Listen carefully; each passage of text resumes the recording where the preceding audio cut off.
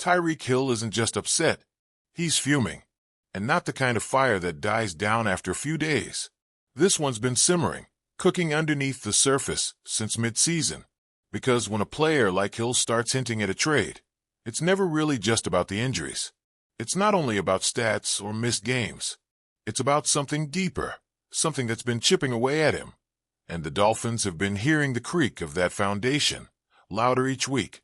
He came into this team to chase something, to elevate, to win.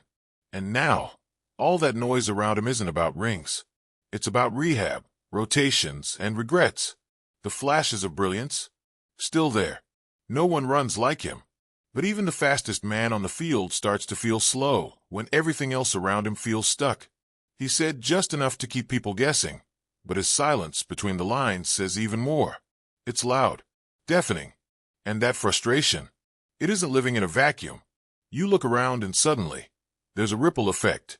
Terron Armstead, one of the most reliable, respected veterans, is dangling between returning and stepping away.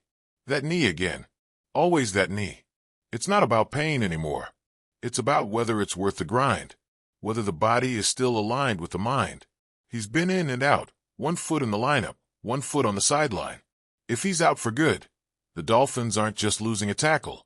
They're losing a tone setter, a cornerstone, a guy who held the edge, literally and figuratively. Then there's Calais Campbell, big, powerful, steady, and yet slipping away. The kind of presence that doesn't just plug a gap, but elevates an entire room. If he walks, and the writing's almost on the wall, the defensive front changes. Massively. And who's stepping into that space? Who's ready to lead without saying a word but meaning everything? That's the thing. The roster isn't cracking. It's bending. It's shifting. And the guys who used to hold it all together, they're either fading or frustrated. It leaves Miami staring down the barrel of an offseason where every move is heavy. There's no luxury of time. No comfort in patience. Not when there are so many gaps, and the clock's ticking louder than ever. The draft? Sure. It's coming. 10 picks. Sounds like a lot. But the holes? They aren't just on paper. They're in the trenches. On the field. In the locker room. You don't just need talent. You need glue. You need warriors. And for that, the margin for error is microscopic. One misstep, and suddenly this rebuild becomes a freefall. The defensive line needs help. Serious help. And the secondary? Don't even start. With the status of guys like Javon Holland bouncing between health and hesitation, there's zero clarity. And zero clarity is the one thing no team can afford right now. You need a center of gravity. Someone to stabilize. Someone to anchor. But that name, that face, isn't clear. Not yet. And what about Tua? Let's not pretend he's untouched by all this. That hip, it's back on the report. The way he moved in practice. Or didn't move. That wasn't nothing. The whispers about Huntley stepping in aren't just idle talk. They're a reflection of a team bracing for what might come. Again. And in a season where consistency was supposed to be the only way forward, this feels like a rewind. A rerun nobody asked to see again.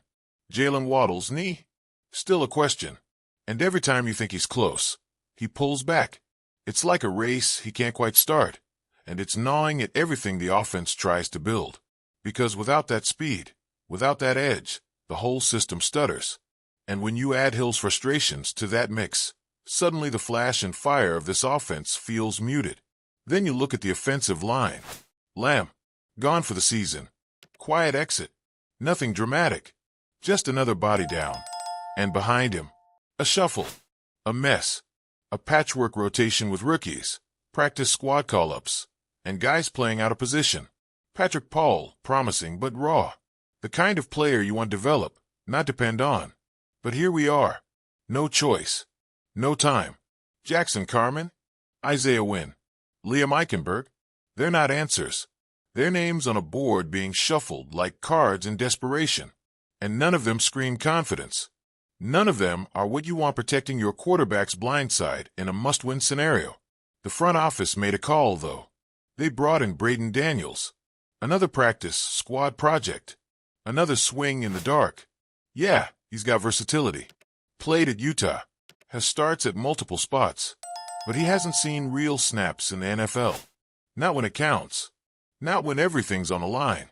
And they chose him over 3 veteran tackles. That says something. Maybe it's belief. Maybe it's bold. Or maybe it's just the best of bad options. And don't forget the other bruises. Jordan Poyer, knee and finger. Not just 1 knock, but 2.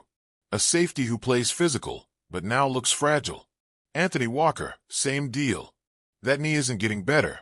And McDaniel isn't even pretending to be hopeful. When a coach goes quiet about a player, that's all you need to know.